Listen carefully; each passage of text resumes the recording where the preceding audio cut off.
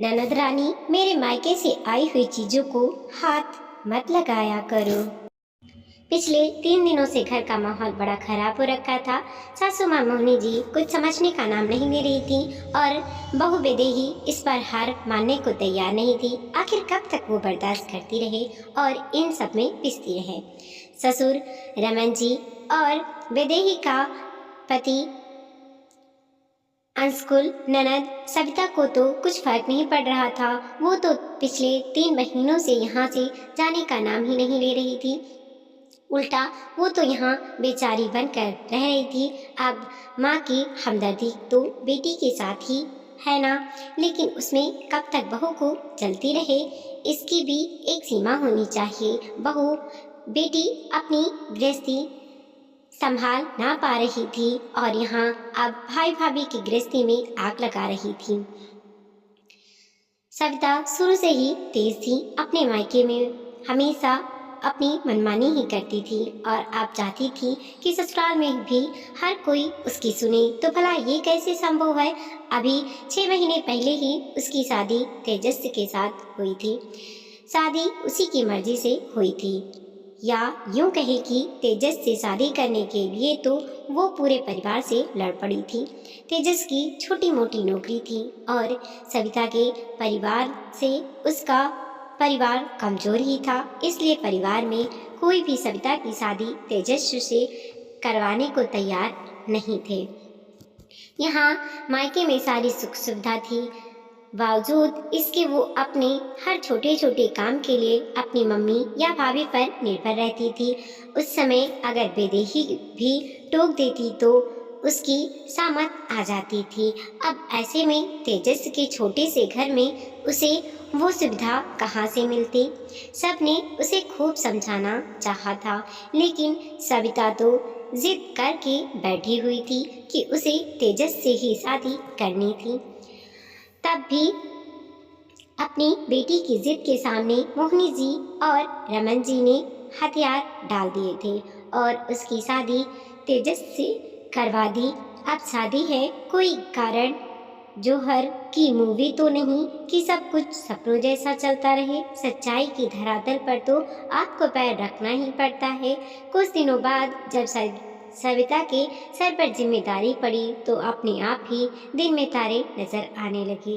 कहाँ तो वो घर में कभी किसी काम को हाथ तक नहीं लगाती थी और अब यहाँ सारे काम खुद ही करने पड़ते थे।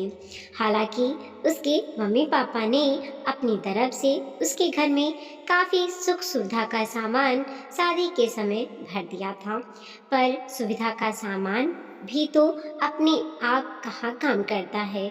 उसके लिए तो खुद ही लगना पड़ता है। शादी के 20 दिन बाद ही वो मायके आकर बैठ गई, ये बहाना बनाकर कि उसके ससुराल में एक ही गीजर है जो बाथरूम में है, रसोई में गीजर नहीं है और उसे रसोई में ठंडे पानी से काम करना पड़ता है। इस कारण से उसे बहुत परेशानी होती है। जब अंशुल ने कहा इतनी सी छोटी बात पर कोई ससुराल छोड़कर भला मायके आ जाता है क्या, तो मोहिनी ने अंशुल को ही डांट दिया। अब क्या बेटी अपने माता पिता को नहीं बोलेगी तो उसे क्या परेशानी है। तू चुप कर, अभी तो मैं बैठी हूँ, मैं सब देख लूंगी। जब बेटे को ही डांट दिया तो बहू की क्या बिसात थी, इसलिए तब वैदेही ने कुछ नहीं कहा। 2 दिन बाद मोहिनी जी ने सविता के साथ गीजर लेकर उसके ससुराल पहुंच गई और उसे वहां रसोई में फिट करवा दिया। ये देखकर उसके सास ससुर भी झेप गए, क्योंकि उन्हें तो पता ही नहीं था कि वो गीजर के लिए रूठ कर अपने मायके आकर बैठ गई है। वो तो अपने सास ससुर से कुछ दिन मायके रुकने को कहकर गई थी, पर अब भी मोहिनी जी सविता की ही पक्ष में थी। समधी जी अभी ये नहीं है, अगर इसे अपनी बेटी मानकर आप पूछोगे तो ये दिल की बात जरूर कहेगी। फिर नए घर में बसने में थोड़ा वक्त तो लगता ही है। ये सुनकर उसके सास ससुर ज़्यादा कुछ नहीं बोले। आखिरकार इज्जतदार व्यक्ति थे, अपने घर की शांति के लिए खुद ही चुप हो गए। लेकिन जब पहली बार में ही बढ़ावा मिल जाए तो फिर इंसान की हिम्मत अपने आप ही बढ़ ही जाती है। उनकी इस चुप्पी को सविता ने अपनी कमजोरी समझ लिया। उसे लगा कि उसके ससुराल वाले उसके मायके वालों के सामने हमेशा दबकर रहेंगे, क्योंकि वो लोग इससे इनसे कमज़ोर हैं।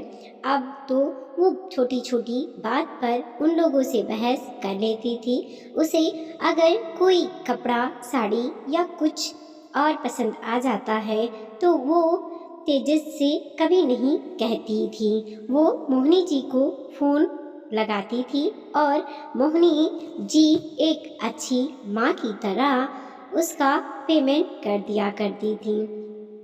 इस बात पर उसकी और तेजस की कई बार लड़ाई भी हो जाती थी, पर वो फिर भी नहीं सुधरती थी।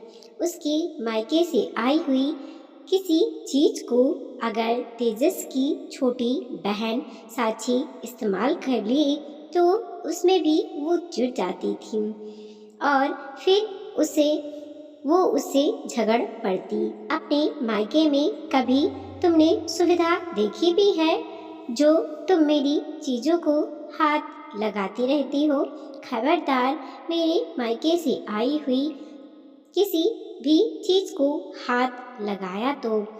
ये सुनकर तेजस के माता पिता साक्षी को हुई समझा देते और चुप करवा देते। पर अभी 3 महीने पहले जब तेजस की मम्मी की तबीयत खराब थी तो सविता तो रसोई में काम करने आई ही नहीं। ऐसे में साक्षी ने ही सारा खाना बनाया। अपने मम्मी पापा को खाना खिलाने के बाद वो रसोई में काम कर ही रही थी। उस दिन ठंड बहुत ज़्यादा थी तो बर्तन धोने के लिए उसने गीज़र चालू कर लिया। जब सविता अपने लिए खाना लेने रसोई में आई तो गीज़र का स्विच ऑन देखकर आग बबूला हो गई। किससे पूछकर तुमने गीज़र ऑन किया? ये मेरे मम्मी पापा ने दिया है तो मेरे लिए दिया है, इसके पैसे लगे हैं। तुम्हें अपने लिए अगर इतनी सुविधा चाहिए तो अपने मम्मी पापा से बोलो। ये सुनकर साक्षी ने कहा, भाभी आज ठंड तेज थी और इतने सारे बर्तन धोने थे। आप तो रसोई में उठकर भी नहीं आती हो। घर में अगर सुविधा थी तो मैंने इस्तेमाल कर ली, इसमें गलत क्या है? अरे वाह, घर में सुविधा दी तो इस्तेमाल कर लिया। ये सुविधा तुम्हारे माँ बाप की कमाई की नहीं है, ये मेरे माता पिता ने दी है। तुम्हें भी सुविधा चाहिए तो अपने माँ पापा को बोलो। सविता चिढ़ते हुए बोली। ये सुनकर साक्षी गुस्सा हो गई और आज तो उसने पलटकर जवाब दे दिया, भाभी आपके मम्मी पापा ने सुविधा दी होगी, लेकिन जिस घर में आप ये सुविधा इस्तेमाल कर रही हो ना, वो घर मेरे माँ पापा का है। बस फिर क्या था? सविता को साक्षी का ये बोलना नागवारा गुजरा और उसने पूरा घर सिर पर उठा लिया और जिद करके बैठ गई कि अब तो साक्षी को उससे माफ़ी ही मांगनी पड़ेगी। लेकिन इस बार साक्षी की मम्मी ने भी साफ साफ कह दिया, साक्षी किसी भी बात की माफ़ी नहीं मांगेगी, चाहे तो बहू अपना बंदोबस्त कहीं और कर ले। हमारे बर्दाश्त करने की इतनी ही हद है। बस तब से सविता अपने मायके आकर बैठी हुई थी इस जिद के साथ कि अब तो वो अपने नए घर में ही तेजस्वी के साथ रहेगी। उसे अपने सास ससुर के घर में नहीं रहना। अब मकान खरीदना कोई गीजर खरीदने के बराबर तो है नहीं। बस तब से घर का माहौल खराब था। आज उसे आए हुए पूरे 3 महीने हो चुके थे, पर वो अपने ससुराल जाने का नाम तक नहीं ले रही थी। यहाँ तक कि तेजस भी उसे लेने नहीं आया। अब तो आलम ये हो चुका था कि मोहिनी जी और वैदेही के बीच में भी सविता को लेकर आए दिन बहस हो जाती थी और रमन जी और अंशुल उन दोनों के बीच में पिस रहे थे। अभी 3 दिन पहले मोहिनी जी ने ये कहकर पटाखा फोड़ दिया कि वो अपने मकान पर लोन उठवाकर सविता के लिए छोटा घर ही खरीद लेंगी। बस तब से वैदेही गुस्सा थी। बेटी को समझाने की जगह उसे हर बात पर सह देकर उसे एक तरीके से मोहिनी जी ने बिगाड़ ही रही थी। हालांकि रमन जी और अंशुल भी इस फैसले के खिलाफ थे, पर वो ज़्यादा कुछ कर नहीं पा रहे थे। शाम को जब रमन जी और अंशुल घर पर आए, तब मोहिनी जी ने वापस ऐसी बात को छेड़ा। क्या डिसीजन लिया आपने, बताइए। ऐसे बेटी परेशान होती रहे, इससे अच्छा है कि हम उसे छोटा सा घर ही खरीद दें और उसका भविष्य सुरक्षित कर दें, इससे पहले कि कोई कुछ और कहता।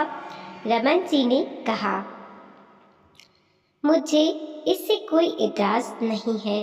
तुम बेटी के नाम से घर खरीदना चाहती हो तो बिल्कुल खरीदो, लेकिन एक बात बताओ, क्या तेजस अपने माता पिता को छोड़कर सविता के साथ अलग होने को तैयार है? क्यों नहीं तैयार होगा, बिल्कुल तैयार होगा। अब की बार सविता बीच में ही बोल पड़ी, पर मुझे तो ऐसे नहीं लगता बेटा।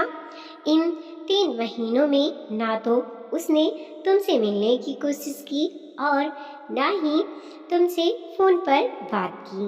अगर वो इन चीज़ों के लिए तैयार होता तो कम से कम उन लोगों की तरफ से कुछ तो कोशिश होती। रमन जी ने कहा तो मोहिनी जी बीच में ही बोली,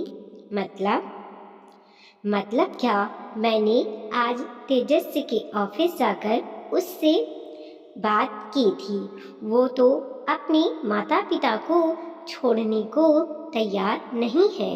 उसने तो यहाँ तक कह दिया कि चाहे तो हम लोग उनके घर से सविता का सारा सामान ला सकते हैं और उसका दूसरी जगह विवाह करवा सकते हैं।